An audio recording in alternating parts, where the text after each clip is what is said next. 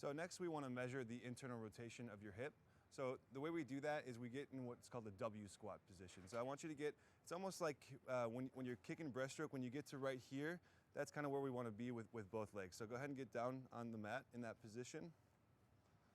And you want those feet pointing straight out to the side, knees close together if you can. Stay nice and straight with the back. And then we want to see how close you can get that bum down to the mat.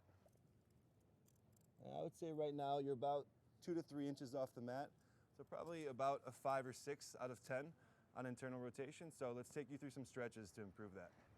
So we measure your internal rotation for your hip by having you get in that W squat position. In order to develop that, we can do what's called the 10-10-10 stretch. So what we're gonna have you do is get into a lunge position. And we want a wide stance. So if the foot is behind the knee, you're probably not getting enough stretch on that back hip. So we want the foot at least right under the knee, if not in front of it.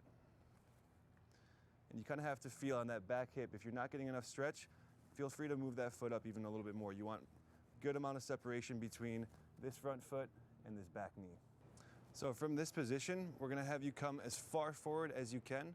You want maximum distance between this front position, so lean all the way over. There you go, come as far up as you can. And then come all the way back, pretty much sitting on this back foot.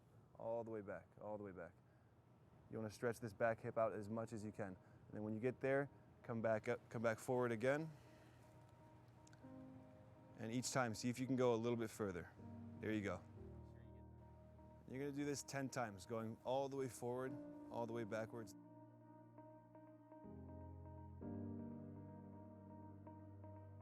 To help balance yourself during this hip stretch, it is recommended that you start by using 2 yoga blocks for your hands placed on either side of your front foot.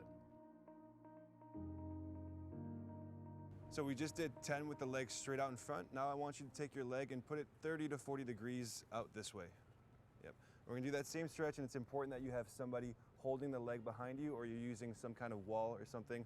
Otherwise, you're just gonna end up doing the same stretch because that leg is gonna move over.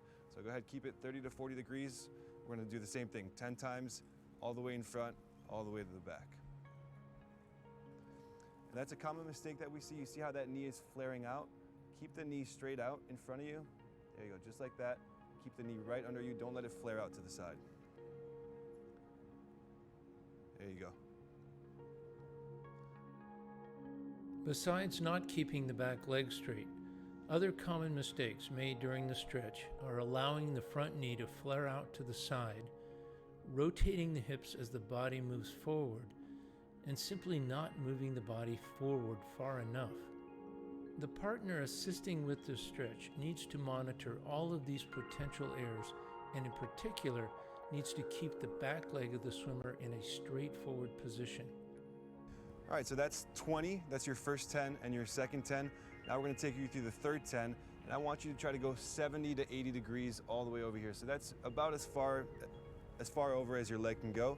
And again, you gotta make sure that this back leg stays nice and straight, okay? And again, we're gonna go straight out in front, stay nice and square, don't rotate the hips. It's the farthest motion forward of the swimmer's body with the front foot angled the most that results in the greatest gain of the internal rotation of the back hip. And that's 10. All right, go ahead and get up, shake it off a little bit, walk it out.